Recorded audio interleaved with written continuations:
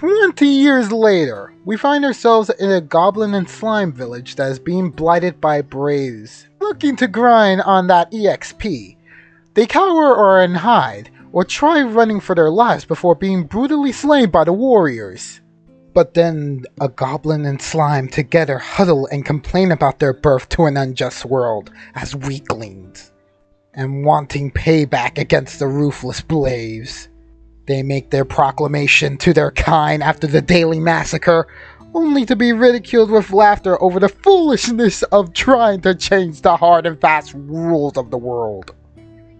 Goblin and Slime then leave their village with an outlook to prove the masses wrong and for them to give them honors and such back. Then, out of nowhere, Main Brave breaks the fourth wall, asking the show why is it moving focus onto these two monsters instead of the titular Braves of its show. Goblin then makes this sick, rich comeback, saying how their story is going to be a lot more interesting than whatever Main is going to be on about. This was the moment where I went from being a passive observer of this show to full-blown making myself a fan of it alone. I love how tongue-in-cheek it can be to its own characters and making me question who is the actual focal character of the series, as this makes way for multiple protagonists to take the stage over the course of these next few episodes. On their first attempt, they're about to be killed by a brave until an elf comes in to save them in the end, by the name of Bunny. She is very much a third party in this whole debacle of monsters versus humans. She attacks those who abuse their powers against weaker beings.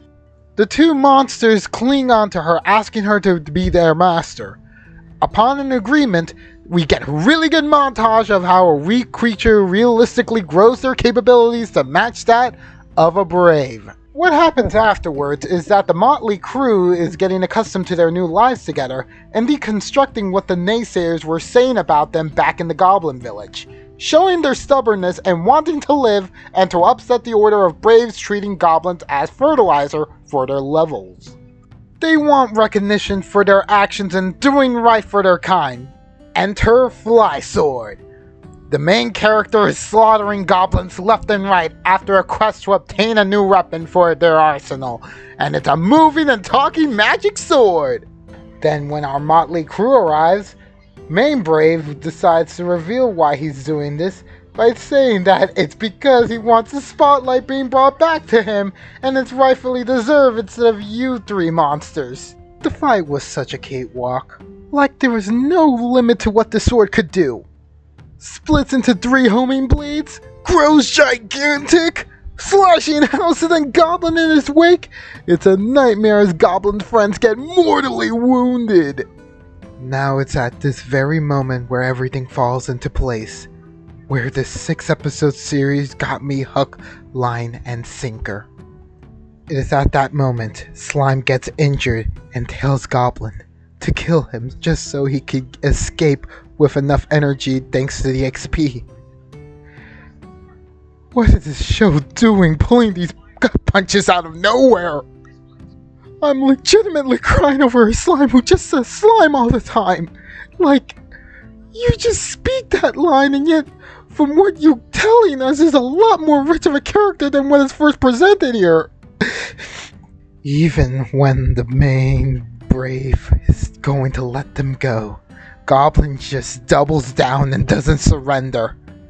He doesn't succumb to cowardice at the face of death. He won't quit.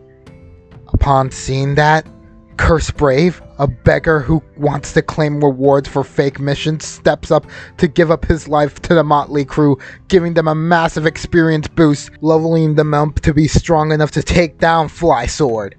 Upon their victory, the village goes back to their usual bashing of Goblin and Slime's efforts and harasses them over the destroyed village and damages for their pain and suffering.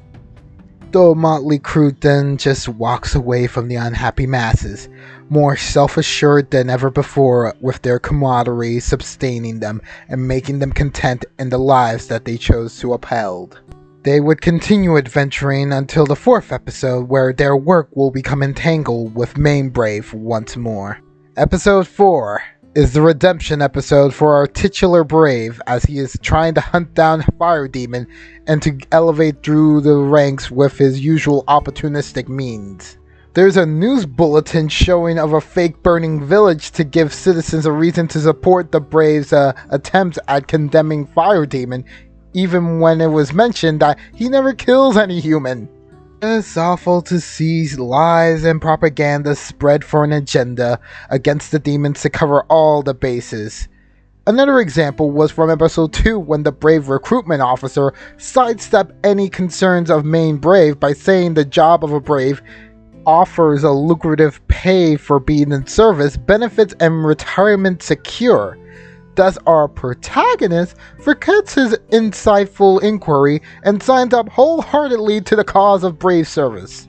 This would be a running theme of our hero forgetting his morals and thoughts just for instant gratification.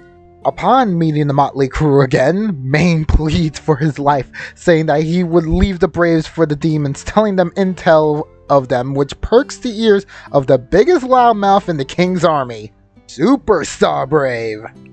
He and Sword Brave see this, and when Maine tries to get back up from a cliff where he is hanging, he takes Goblin with him down there.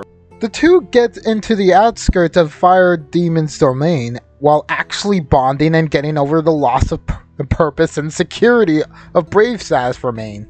When these two arrive to Fire Demon's home, we see Sword and Super get the attention of a giant fire monster.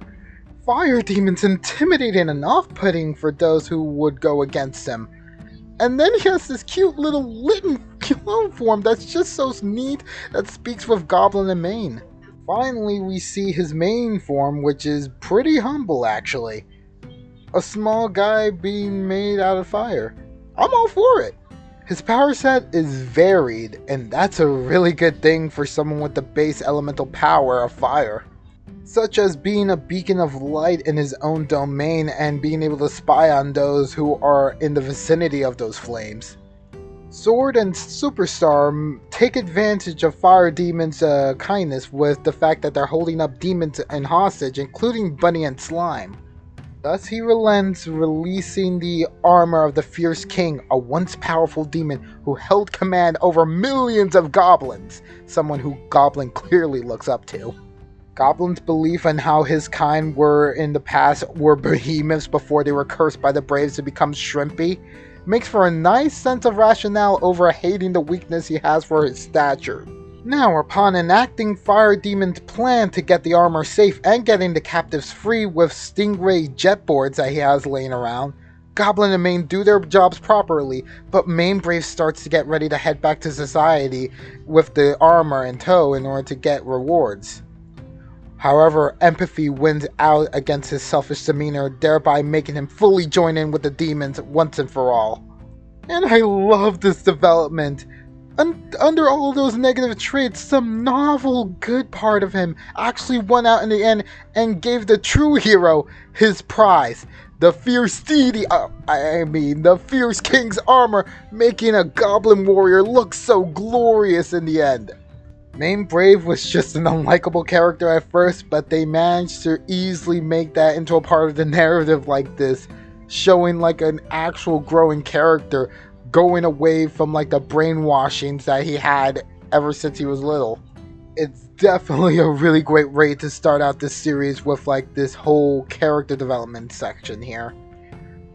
And lastly, the best quote that they had to bookend this episode on was the moral of a story of a brave who made a terrible mistake and their life was never the same again afterwards. Before, it seemed like the guy made this huge mistake and couldn't get over it. But now, the lesson is that we are our own makers of the next steps in our life, no matter what that entails. And Slime also ends it by saying like whenever like a person progresses beyond the need of like accommodations or money in order to sustain themselves to trying to understand what is the point of their existence is what we would call progress for a person in their life, even if it's not like an upward slope like that. That is in a sense another stage that a person can go to upon getting over their base needs, which I think is swell. And with that, that's the end of the story here.